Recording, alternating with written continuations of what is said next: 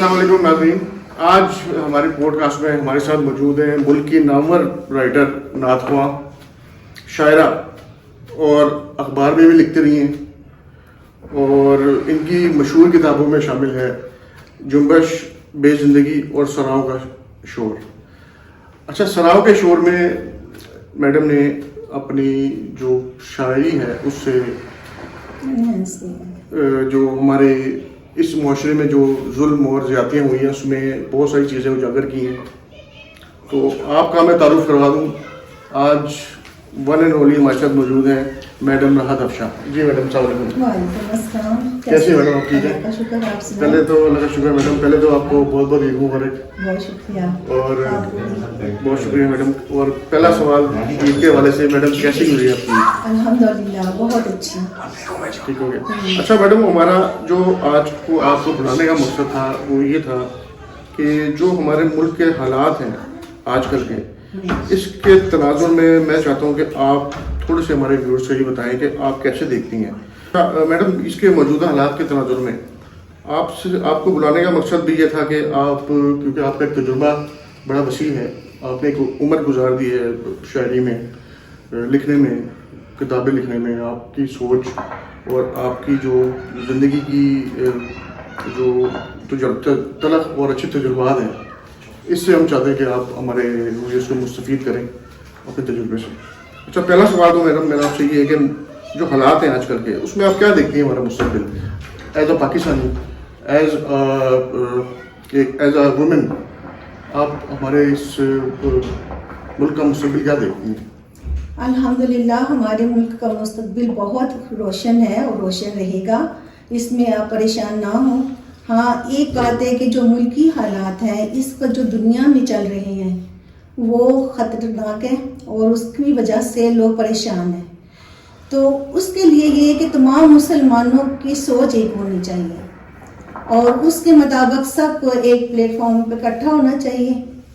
اس لحاظ سے مل کر جب یہ چلیں گے تو کوئی بھی پاکستان کو کیا، دنیا کے کسی مسلمان کو گرا نہیں سکتا۔ اچھا میڈم، ایک پلیٹ فارم پہ لانے کے لیے جو عملی اقدامات، زبانی تو بہت ہم کرتے ہیں، آپ دیکھیں گے اخبارات میں اور دوسری جگہوں پہ، تو عملی اقدامات ہم کیا کر سکتے ہیں کہ ہم ایک پلیٹ فارم پہ سارے متفق ہو جائیں؟ جو کہ مجھے اس میں بہت قلت نظر آتی ہے کہ سارے مسلمان چونکہ بہت ساری چیزوں میں بٹے ہوئے ہیں، تو میرا تو خیال ہے کہ بہت مشکل ہے کہ ایک جگہ پہ لے کے آنا ان کو۔ تو آپ ایسے حالات میں کیا دیکھتی ہیں کہ اب کیسے کیا اقدامات ہماری گورنمنٹ لیول پہ کیا جائے جو وہ اکٹھے ہو جائیں؟ دیکھیے، اصل میں یہ کہ فرقے بازی بہت ہو گئی ہے، ہر فرقے کی اپنی اپنی ایک سوچ ہے۔ وہ کہتے ہیں کوئی اہل تشیع ہے، کوئی سنی ہے، کتنے فرقے بن چکے ہیں جس کی وجہ سے سب کی سوچ جو ہے وہ ایک الگ الگ ہے۔ اس کی وجہ سے یہ سب اپنی رائے اکٹھی نہیں کر سکتے۔ ایک جگہ پہ جمع ہو کر یہ اپنی رائے کو فوکس کریں اور اگر سوچیں، صرف ایک سوچیں کہ ہم مسلمان ہیں، اور مسلمان ہو کر سوچیں تو ہم اس کے اوپر بہت اچھا کام کر سکتے ہیں، اچھا مستقبل بچوں کو دے سکتے ہیں، آنے والی نسلوں کو ہم اچھے طریقے سے ان کا فیوچر بنا سکتے ہیں۔ لیکن مشکل صرف یہی ہے کہ ہمیں سب سے پہلے اپنے فرقے جو ہے نا ان سے نکلنا ہوگا۔ میڈم، آپ کی اس بات سے تو مجھے یہ سمجھ میں آتا ہے کہ اس طرح کا جو ہمارا ایک یک طرفہ ہو سکتا ہے، لیکن ایز اے قوم ہم اس پہ متفق نہیں ہو سکتے۔ اس کی وجہ یہ ہے کہ ہم تو فرقوں میں بٹے ہوئے ہیں۔ اب جس طرح فرقوں میں بٹے ہوئے ہیں اور ہر فرقے کے اپنے ایک مفادات الگ ہیں، تو لیکن ملک کے جو مفادات ہیں اس پہ ہم نہیں آتے۔ اس کے برعکس ہم دیکھتے ہیں کہ ہم جو انڈیویجول یا سب کے ایک گروہ کے مفاد ہیں، ہم اس پہ زیادہ کام کرتے ہیں، اور شاید ہمارے ملک کے پیچھے رہنے کی وجہ بھی یہی ہے۔ تو آپ اس میں کیا دیکھتی ہیں کہ کیا آپ مشورہ دینا چاہیں گی ہمارے حکمرانوں کو کہ ہم آگے اپنی کیا ایک حکمت عملی بنائیں جس سے ہم یہ ایک جو تقریباً کم از کم ایک جگہ پہ متفق ہو جائیں؟ سب سے پہلے تو ہمیں فرقہ بازی سے نکلنا ہوگا۔ جب تک ہم فرقے بازی سے نہیں نکلیں گے تب تک ہم ایک جگہ اکٹھے نہیں ہو سکتے، اور اس کے لیے سب کو سوچنا چاہیے اپنے ملک کے لیے، بس پاکستان کے لیے سوچنا چاہیے یہ اپنی اپنی فرقوں کو نہیں سوچنا چاہیے، یہ سوچے کہ ہم پاکستانی ہیں. ایسا پاکستانی اگر ہم سوچ کر چلیں گے تو ہم ایک جگہ پر اکٹھے ہو کر ایک دوسرے کے ساتھ تعاون کر کے چلیں گے تو تمام جتنے بھی حالات ہیں ان کو کنٹرول کر سکتے ہیں. اچھا میڈم، ماشاءاللہ آپ کے خیالات تو بہت اچھے ہیں اور امید کرتا ہوں کہ یہ ہمارے حکمران تک پہنچے اور اس پہ ہم عمل کریں انشاءاللہ. اور انشاءاللہ ہمارے حالات جو ہیں اس وجہ سے بہتر ہوں. اچھا میڈم، یہ جو نئی نسل ہے آج کل، آپ دیکھتی ہیں کہ یہ ہمارے ملک میں رہنے کے تیار نہیں ہے، کام کرنے کے لیے تیار نہیں ہے، تو ان کے بارے میں آپ کیا کہیں گی کہ جو یہ ان کا جو جوک در جو یہ باہر جا رہے ہیں، تو آپ ان کے بارے میں کیا سوچ سکتی ہیں؟ دراصل کیا ایسے اقدامات کیے جائیں کہ ان کا مستقبل ہمارے اس ملک میں سیکیور ہو، تاکہ وہ اپنی مستقبل باہر دیکھتے ہیں باہر کے ملک میں، مغرب میں، تو وہ وہاں جانے کے بجائے اس ملک میں رہنے میں ترجیح دیں. آپ کیا دیکھتی ہیں میڈم اس میں؟ سب سے پہلے تو یہ بات ہے کہ گورنمنٹ کو اپنی نئی نسل کی حفاظت کرنی چاہیے. انہوں نے اگر تعلیم حاصل کی ہے تو ان کو اچھی جاب بھی دینی چاہیے. اچھی جاب دیں گے، اچھی سیلری دیں گے تو میرا نہیں خیال کہ نئی نسل باہر جانا پسند کرے گی، کیونکہ اپنے ملک کے اندر رہ کر جو انسان کو سہولتیں ملتی ہیں وہ باہر نہیں ملتی. میں نے باہر کے ملک میں دیکھا ہے کس طرح وہاں پر محنت کی جاتی ہے. جتنی محنت باہر کی جاتی ہے آپ تصور نہیں کر سکتے کہ کس طریقے سے لوگ آ کر وہاں پر سڑکوں پر بھی سوتے ہیں. سوری میڈم، آپ کی بات کاٹ رہا ہوں کہ باہر اگر ہمارا کوئی بچہ یا کوئی بچی جا کے محنت کرتی ہے تو اس کا صلہ بھی اس کو جب ملتا ہے تو وہ صلے سے اتنا خوش ہوتی ہے کہ وہ کہتی ہے کہ میں نے پاکستان اپنے ملک نہیں جانا. پہلا سوال. دوسرا میرا آپ کو سوال یہ ہے کہ ہر چیز میں گورنمنٹ کو بلیم کرنا کیا یہ درست ہوگا؟ عملی طور پہ ہماری کیا ذمہ داری بنتی ہے ایز اے ماں باپ اور ایز اے بہن بھائی کہ ہم جو ہے نا اس چیز کو معاشرتی طور پہ روکیں، نہ کہ ہم گورنمنٹ کو بلیم کریں؟ دیکھیے ساری ذمہ داری گورنمنٹ کی نہیں ہے، کچھ اپنے بھی فرائض ہیں. وہاں باہر جا کر آپ ہر قسم کا کام کر لیتے ہو، یہاں پر اگر وہی کام کہا جائے تو وہ آپ نہیں کریں گے. نہیں جی ہماری ایجوکیشن ایسے ہے. وہاں جا کے ایم اے ماسٹر کیے ہوئے بھی لوگوں کو میں نے دیکھا ہے کہ وہ ایک فروٹ کی شاپ پہ بھی کام کر رہے ہیں، ایک جا کے وہ اسٹور پر بھی کام کر رہے ہیں. تو وہاں ہو سکتا ہے تو یہاں کیوں نہیں ہو سکتا؟ میڈم وہ دیکھیں نا، وہ اسٹور پہ کام کرے گا باہر پہ، اس کی سیلری $8 $15 پر آور لگے گی، اور وہ آپ پاکستانی روپے سے کمپیئر کریں تو وہ ایک کئی زیادہ سیلری ہے جو کہ یہاں پہ خوشحال بندہ پیسے کماتا ہے اس سے کئی زیادہ سیلری ہے. تو کیوں کام کرے پھر ادھر وہ؟ اور ہم آپ کو پتا ہے ہمارا معاشرہ بھی کتنا اس معاملے میں حساس ہے کہ آپ اگر میرا کوئی بھائی بیٹا کہ کوئی صفائی کا کام کرے یا کوئی جنرل اسٹور پہ شاپ کیپنگ کا کام کرے اتنا پڑھنے کے باوجود، تو میں تو اس کو نہیں الاؤ کروں گا. یہ تو آپ کیسے سوچ سکتی ہیں کہ یہ کوئی پیرنٹس کو الاؤ کر دیں گے پاکستان کے اندر کہ لاکھوں روپیہ بچے کی پڑھائی پہ لگانے کے باوجود وہ صفائی کا کام کرے، وہ چپراسی بن جائے؟ کہ کیوں؟ حالانکہ وہ تو نوکری پیسے کے لیے کر رہا ہے. دیکھیے جب باہر جا کر آپ ایسا کام کر کے شرم محسوس نہیں کرتے تو یہاں کیوں کرتے ہیں؟ دیکھیں بات یہ میڈم، بات تو پیسوں کی ہے. نہیں بات پیسوں کی ہے، وہی اسی طرف آ رہی ہوں. پیسوں کی بات ہے تو میں وہی کہہ رہی ہوں کہ گورنمنٹ کو پیسے جو بھی یہاں پر مزدوری کرتا ہے، جو بھی آفس میں کام کرتا ہے، اس کو اس کا صلہ ملنا چاہیے.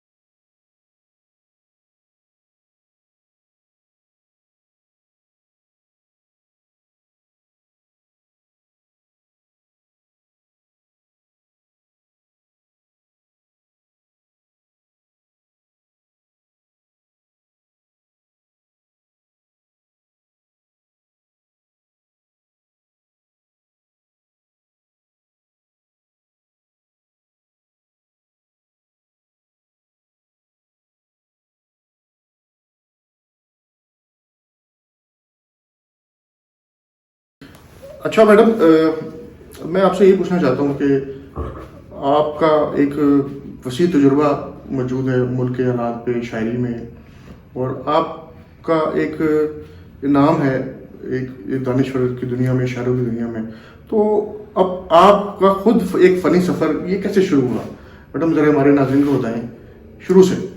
یہ بہت مزے کی بات ہے کہ میرے فادر جب ہم اسکول جاتے تھے تو میرے فادر چیئر لے کر دروازے کے پاس بیٹھ جاتے تھے, تو کہتے تھے کہ پہلے یہ 2 لائن جو ہے نا اخبار کی مجھے سناؤ.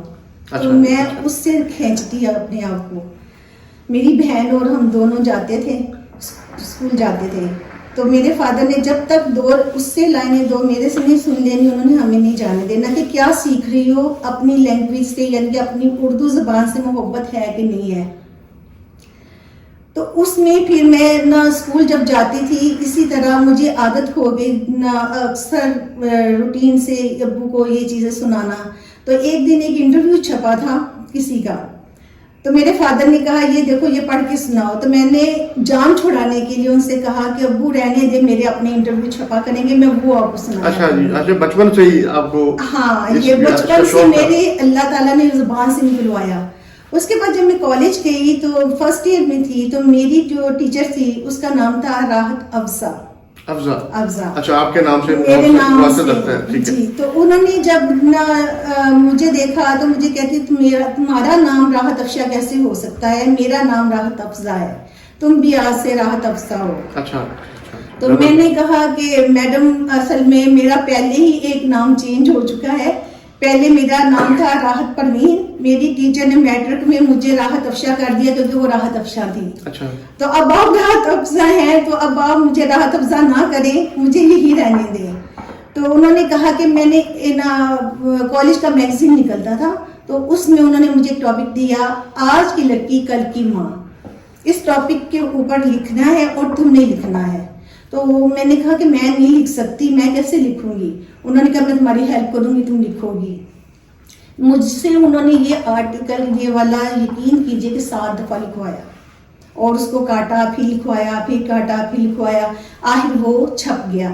وہاں سے پھر میری دلچسپی زیادہ ہو گئی, میرے اندر ہمت اور حوصلہ پیدا ہوا. تو میں نے جب اپنی ایجوکیشن مکمل کی تو پھر میں اخبار میں فیچر رائٹر کے طور پر کام کرنے لگا. میڈم کن اخباروں میں آپ یہ اپنے خدمات ہیں وہ سر انجام دیتی رہی؟ میں نے خبروں میں بھی لکھا ہے, میں نے وہ صاف میں بھی لکھا ہے, میں نے جنگ میں بھی لکھا ہے. زبردست, تو بڑی آنر کی بات ہے میڈم ہمارے لیے ماشاء اللہ. اور اس کے علاوہ میڈم آپ نے جو پراپر جو اپنی اس سفر کا فنی سفر کا آغاز کیا وہ کب کیا؟ یہ تو ہو گیا نا ہماری شروع کے اسکول کالج کی بات. آگے آپ نے اس کو ایز اس کو پروفیشن بنایا یا سائڈ اس کو رکھا, تو وہ آپ نے کب اس کا آغاز کیا؟ اور آپ کی پہلی کتاب میڈم کون سی تھی جس میں آپ ہمارے ناظرین کو بتائیں کون سی تھی, کب اور کن حالات میں لکھی اور کس ٹاپک پہ لکھی؟ اصل میں جنبش ناول جو میں نے لکھا اس وقت لکھا کہ جب میں اخبار میں کام کر رہی تھی, تو میرے ساتھ میرے کولیگ تھے راؤف ظفر صاحب, انہوں نے کہا کہ تم اپنا ناول لکھو. تو میں نے جنبش شروع کر دیا لکھنا. میں نے کہا یہ اخبار میں قسط وائز جو ہے ہم شائع کریں گے. انہوں نے کہا نہیں تم اپنے نام پہ وہ لکھو. تو میرے دل میں یہ خیال آیا کہ واقعی کہ مجھے اپنا نام بھی استعمال کرنا ہے. کچھ جب میں دنیا سے جاؤں تو لوگ میرے نام سے مجھے پہچان تو رکھے نا میرے لیے. پھر میں نے جنبش لکھا. جنبش کی سٹوری مجھے ایک ریئل سٹوری مل گئی. اب میں ہر چیز یہاں مینشن نہیں کھل کر سکتی, لیکن وہ سٹوری مجھے ایسی سٹوری ملی کہ میرے دل کو لگی, اور پھر اس کو میں لے کر چلی, اور وہ اللہ کا لاکھ لاکھ شکر ہے کہ لوگوں نے بہت پسند کیا. امراؤ جان ادا کے رائٹر ہیں. اچھا. تو انہوں نے مجھے جب ان تک یہ میرا ناول پہنچا تو انہوں نے مجھے فون کیا, اور انہوں نے کہا کہ آپ یقین کریں کہ میں اس ناول کو ساری رات پڑھتا رہا ہوں, جب تک یہ ختم نہیں ہوا مجھے نیند نہیں آئی. تو انہوں نے کہا کہ میری مسز نے بھی مجھے کہا کہ یہ کیا آپ نے آج تک کبھی ایسا نہیں کیا, یہ کیا ہے اس ناول میں جو کہ آج آپ ساری رات جا کر اس کو ختم کرنا چاہتے ہیں. کہتے میں جب بھی ختم کرتا تھا مجھے نیا ٹاپک مل جاتا تھا. عباس خان صاحب. اچھا, زبردست زبردست. ایسے ہی میڈم اس میں تو ایسا ہی ہوتا ہے کہ آپ جب لکھنا شروع کرتے ہیں تو بات سے بات نکلتی رہتی ہے, ٹاپک نکلتا رہتا ہے. اچھا, آپ کی میں غزل ایک آپ کو سنانا چاہوں گا. جی ضرور. تو اس میں یہ ہے کہ آپ نے زندگی کا تھوڑا سا حوال بتایا ہے. زندگی کھیل تیرا یہ چلتا رہا کہ ادھر میں ادھر وہ بھی چلتا رہا. قلب بتاب کی سادگی دیکھیں وہ گراتا رہا میں سنبھلتا رہا. نارسائی کے عالم کی کیا بات ہے, چاند کو دیکھ کر دل مچلتا رہا. ماشاءاللہ. اس میں اس کو میری تمنا مجھے اس کی ہے, دو دلوں میں یہی شوق پلتا رہا. وہ نہ آئے یہاں ہم نہ وہاں جا سکے, بس خیالوں میں راستہ ہی چلتا رہا. ماشاءاللہ میڈم, یہ بہت خوبصورت ایک غزل ہے آپ کی. بہت شکریہ. تو اس میں میڈم میں اگر آپ کی غزلوں میں دیکھوں تو اس میں ایک چیز نظر آتی ہے کہ محبت کی ایک, جس طرح ایک کسی کو محبت کی کمی یا رہ جاتی ہے, آپ کی غزلیں اس سے ذرا مانوس ہیں. اس بارے میں آپ کیا کہیں گے میڈم؟ زندگی میں کوئی آپ کو کوئی محبت نہیں ملی, کوئی اس طرح کا دھوکا ہوا؟ دیکھیں, انسان پرفیکٹ ہے ہی نہیں دنیا میں. پرفیکٹ اللہ کی ذات ہے. ہر انسان کے اندر ایک خلا ہے اور وہ خلا کبھی بھی پر نہیں ہو سکتا, کسی کا آگے کسی کا پیچھے. ضروری نہیں ہوتا کہ دنیاوی محبت ہو, ماں باپ کی محبت بھی ہوتی ہے, میاں بیوی کی محبت بھی ہوتی ہے. لیکن اس میں کچھ لوگ کہ اب جب ہم شاعری کر رہے ہوتے ہیں تو ہم اپنے ارد گرد دیکھ رہے ہوتے ہیں, ایک مشاہدہ ہوتا ہے, اس کو لے کر ہم چلتے ہیں. اچھا میڈم, اگر اس پہ میں جاؤں اگر آپ کی بات پہ, تو آپ کی ایک اور غزل آپ کہیں تو میں جی بالکل بالکل. ایک مدت ہوئی مسکراتے ہوئے اس محبت کے غم کو چھپاتے ہوئے. بہت خوب لکھا. موت آتی ہے, موت آتی بھی ہے اور مرتے نہیں, آرزو کے دیے ہم جلاتے ہوئے. حال دل پہ ہنسی اب تو آتی نہیں, ہو گئے چپ یہ لب مسکراتے ہوئے. کوئی رہتا نہیں دل میں تیرے سوا, ہم کیا کریں دعا ہاتھ اٹھاتے ہوئے. زندگی زندہ رکھا ہے تیری وفا کو صنم, ہاتھ میں شمع اب بھی جلاتے ہوئے. ماشاءاللہ میڈم, یہ پھر میرا سوال تو وہی ہے. ماشاءاللہ آپ کی جو غزلیں ہیں وہ بہت ہی خوبصورت ہیں, اور میں دعا کرتا ہوں کہ آپ اس طرح ہی لکھتی رہیں. اور اس میں جو ایک محبت کا پہلو ہے اور جو عشق ہے اللہ کے ساتھ یا ہمارے نبی کے ساتھ, وہ بھی ایک جھلکتا ہے. جی. تو آپ نے بتایا کہ یہ بھی ایک اسی کا ہی ایک حصہ ہے. تو اس میں میڈم آپ جو اسلامی تعلیمات یا اسلامی جو مذہب کی طرف ہیں, یہ آپ کب اس طرف آئی؟ یہ اصل میں میرے اندر بچپن میں ہی تھا. میں شروع سے ہی اپنے اسلام کے بہت قریب رہی ہوں. شاید اس کی وجہ میرے والد ہیں. میرے والد جس ماحول میں جنہوں نے ہمیں رکھا تھا نا, اس میں ایک یہ چیز پائی جاتی تھی کہ نماز پڑھنی ہے, قرآن پاک پڑھنا ہے. اور مجھے شروع سے ہی نعتیں گنگنا پڑھنے کا شوق ہوتا تھا. تو بلکہ میرے ابو کی صرف مجھے ڈانٹ بھی دیتے تھے کہ بس بھی کرو, خاموش بھی رہا کرو. لیکن شاید اللہ تعالیٰ نے جس انسان کو جس مقام پہ پہنچانا ہوتا ہے نا, اس کے اندر وہ بچپن سے ہی کچھ اثرات نظر آنا شروع ہو جاتے ہیں. تو جب میں نے یہ ناول لکھنے شروع کیے تو ناول لکھنے میں بہت ٹائم لگتا تھا, سال لگ جاتا تھا. تو جو شاعری ہے وہ شارٹ کٹ ہے. اچھا میڈم, آپ کی یہ کتاب ہے اضطراب زندگی, اس کے بارے میں ہمارے ویوز کچھ بتائیں کہ اس میں آپ نے کن زندگی کے پہلوؤں پہ روشنی ڈالی؟ اس میں نے اس لیے یہ کتاب لکھی تھی کہ جیسے جب لڑکا یا لڑکی جب ایجوکیشن حاصل کرنے یونیورسٹی تک پہنچتے ہیں, وہاں کے ماحول آپ بھی جانتے ہیں, آپ بھی وہاں سے گزر کر آئے ہیں, ہم بھی وہاں سے گزر کر آئے ہیں. تو جو سلسلے وہاں پہ چل رہے ہوتے ہیں اس میں کچھ بیچ میں ہیرو بھی ہوتے ہیں اور کچھ ویلن بھی ہوتے ہیں. تو اس کے درمیان جو حالات پیدا ہوتے ہیں, ایسے انتقام لوگ لیتے ہیں کہ وہ انتقام انسان کی زندگی بھی لے جاتے ہیں. تو لوگ لینے والے تو شاید محسوس نہیں کرتے کسی پہ کیا گزر رہی ہے, لیکن جس پہ گزر رہی ہوتی ہے وہ سمجھتا ہے کہ میں کن حالات سے گزر رہا ہوں. یہ میں نے اس کے اوپر لکھی تھی. اچھا میڈم, یہ اس کے سارے اسی کے گرد گھومتی ہے, اسی کا مجموعہ ہے یہ کتاب ساری, کہ جو آپ نے یہ بتایا کہ آپ کی جو زندگی ایک ظاہر سی بات ہے, زندگی کا ایک ٹائم ہے جس میں بندہ یونیورسٹی انسان ایک جاتا ہے, اور اس میں بہت ساری چیزیں تجربات تک بھی ہوتے ہیں، اچھے بھی ہوتے ہیں. تو اسی کے گرد ہی گھومتی ہے آپ کی کتاب بس، اور اس میں کوئی اور بھی مقصد یا کوئی ہمارے بچوں کے لیے یا ویورز کے لیے کچھ ایسا میسیج ہے اس کتاب کے اس اندر؟ میں بالکل میسیج ہی ہے. ظاہر ہے کہ جب انسان کتاب لکھتا ہے تو اس کو پہلے یہی سوچتا ہے کہ اس کا جو میسیج کنوے کرنا ہے ہمیں دوسروں تک وہ کیا کرنا ہے. تو اس کو میری کوشش ہوتی ہے کہ وہ ہمیشہ جو ہے نا وہ پازیٹیو ہو، تاکہ پازیٹیو اثر رکھے تو وہ آگے چل کر ان کے لیے آسانیاں پیدا ہوں. یہ ان لوگوں کے لیے میں نے کتاب لکھی تھی کہ جو غلط راستوں پر چل کر لوگوں کو پریشان کرتے ہیں، تنگ کرتے ہیں، ان کا انجام کیا ہوتا ہے. اس وجہ سے یہ کتاب لکھی گئی تھی. اچھا میڈم، آپ کی ایک بڑی مشہور کتاب ہے راحت نعت.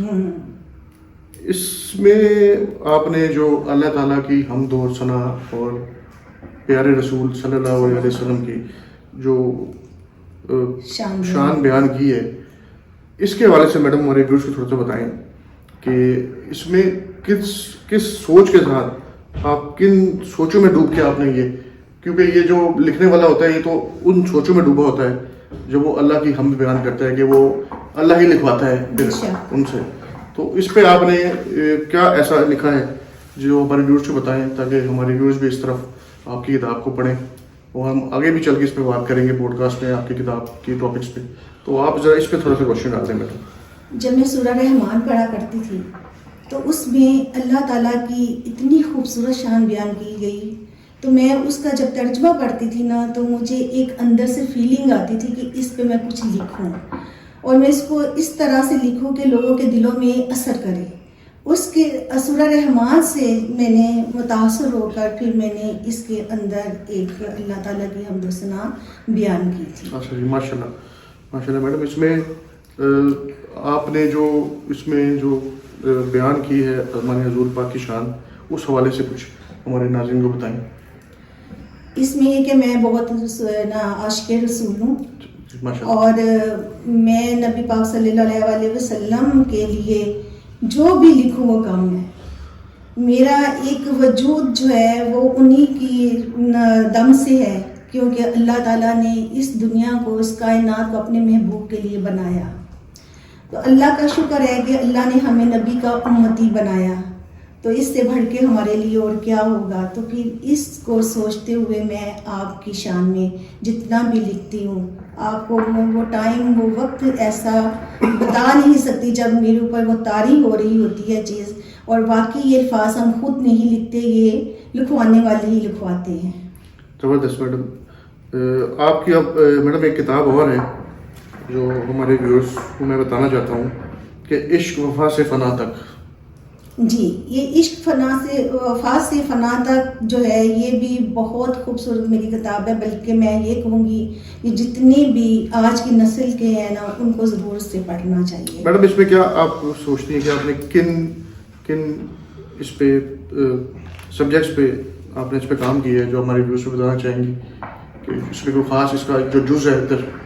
جی، اس میں نے یہ لکھا تھا کہ آج کل ہیوی بائک کا بہت جوش رہا ہے، اور اس میں کچھ میرے سامنے میرے ہاتھوں میں مطلب پلنے والے سمجھ لیں بچے جو ہے نا وہ دنیا سے رخصت ہو گئے ہیوی بائک کی وجہ سے. جی، بڑا میڈم ایک خطرناک شوق ہے جو کہ ہم بارہا گورنمنٹ کہتی ہے کہ اس پہ 1 ویلنگ 2 ویلنگ پہ جو شاید 1 ویلنگ کہتے ہیں اس پہ قابو پائے، لیکن ہمیں عام جاتے ہوئے بچے نظر آتے ہیں یہ کام کرتے ہوئے. بڑا دکھ ہوتا ہے دیکھ کے. بالکل. جی ہاں. تو اس وجہ سے پھر میں نے یہ کتاب لکھی تھی. جب وہ بچوں کی ڈیتھ ہوئی تو میں بہت زیادہ روئی تھی، اور وہ بچے بھی اتنے ماں باپ کے ایک بیٹا. جی دکھ کی بات ہے بالکل. ان کے ساتھ جو حالات پیش آئے، پھر وہ ماں باپ جو ہیں وہ کس طرح سے جا کر کونوں میں چھپ کر روتے ہیں. تو میں یہ نئی نسل کو بتانا چاہتی ہوں کہ ایسے کام نہ کرو جس سے والدین کو اذیت ملے، تکلیف ملے. تو یہ کتاب میں نے اس کے لیے لکھی تھی. میڈم اس کا مطلب ہے کہ اس میں تو آپ اس کتاب میں ایک جو والدین کا دکھ ہے جو کہ شاید نہیں سمجھ پاتے بچے، اس کو آپ نے بیان کیا ہے.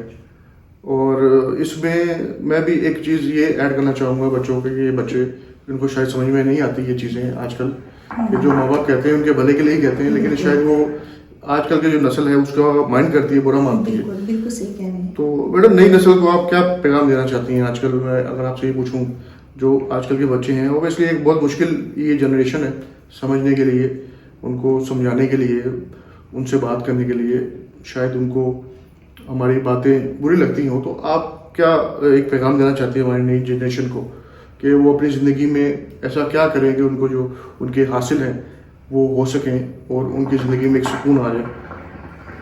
سکون والدین کی زندگی میں آ جائے. وہ دیکھیں اولاد کی خاطر والدین اپنا سب کچھ قربان کر دیتے ہیں اور ان کی زندگی کے لیے دعائیں مانگتے رہتے ہیں، لیکن جب اولاد اس طرح نکل آتی ہے کہ وہ والدین کی بات کو نہیں سنتی تو پھر والدین کے لیے رونے کے سوا کچھ نہیں ہوتا. میں آج کی نسل کو یہی کہوں گی کہ اپنے والدین کا خیال رکھیں. والدین کی جو ہے محبت وہ کہیں بھی نہیں ملے گی. یہ وہ خسارہ ہے، اگر ہو جائے تو دوبارہ آپ حاصل نہیں کر سکتے. صحیح، بے شک بے شک بے شک. تو اور کیا پیغام دینا چاہیں گے میڈم نئی نسل کو اس کے علاوہ؟ میں نئی نسل کو یہی کہوں گی کہ آپ اپنے والدین کے باتوں پہ عمل کریں اور اچھے راستے اختیار کریں. جو موت کے راستے ہیں وہ اختیار نہ کریں. اپنی زندگی کو بھی حفاظت میں رکھیں اور والدین کو بھی سکون دیں.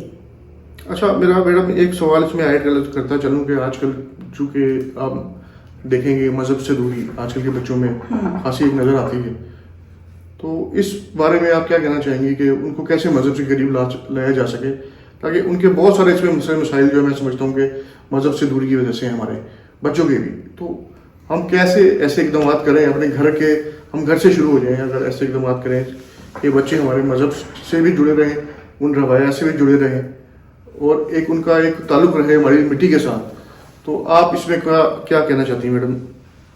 آج کی نسل دور ہوئی ہے اسلام سے، تو کیوں ہوئی ہے؟ اس کی ذمہ داری ہم پیرنٹس کی ہے، کیونکہ پہلی درس کا جو ہے وہ گھر ہوتا ہے. بے شک. اور گھر کے اندر اگر وہ جو پیرنٹس جو ہوتے ہیں وہ اپنی اولاد کو جو سبق دیتے ہیں وہ آگے جا کر وہی کنوے دوسرے کو کرتے ہیں. اگر والدین سارا دن ٹی وی دیکھتے رہیں گے، ڈرامے دیکھتے رہیں گے، سارا دن اپنی زندگی کو انجوائے کرتے رہیں گے، بچوں پہ نظر نہیں رکھیں گے تو بچے پھر اسی راستے پہ چلیں گے. ہمیں ان بچوں کو اگر سنبھالنا ہے، ان کا فیوچر بنانا ہے، اسلام میں ان کو داخل کرنا ہے، تو اپنے گھر کا سب سے پہلے ماحول چینج کریں. ان کو گھر کے اندر تعلیم دیں اسلام کی. اس کے ساتھ ساتھ میں یہ بھی بتاتی چلوں کہ اس میں کوئی شک نہیں ہے کہ پیرنٹس اپنی اولاد کے لیے دن رات محنت کر رہے ہوتے ہیں، لیکن وہ اچھا فیوچر دینے کے لیے، ان کو پیسہ دینے کے لیے وہ یہ بھول جاتے ہیں کہ ہمارے بچے کس طرف جا رہے ہیں. اگر وہ ایک ہفتے میں بیٹھ کر اپنی پیرنٹس کے ساتھ مل کر بچے بھی، بڑے بھی، بزرگ بھی ایک میٹنگ کر لیا کریں اور اس کے اوپر اسلامک ٹاپک کو لے کر چلیں تو اس سے بھی بہت فائدہ ہو سکتا ہے. چلیں میڈم ماشاءاللہ آپ کا پوائنٹ آف ویو آ گیا. اچھا اب میں اس کا اختتام کروں گا آپ کے بڑے خوبصورت حمدیہ شعر کے ساتھ. سب عطاؤں کا تو ہی خالق ہے، سب خطاؤں کو دیکھنے والے، منتظر ہوں میں تیری رحمت کی، سب گناہوں کو بخشنے والے. بہت شکریہ ناظرین دیکھنے کا. اللہ حافظ.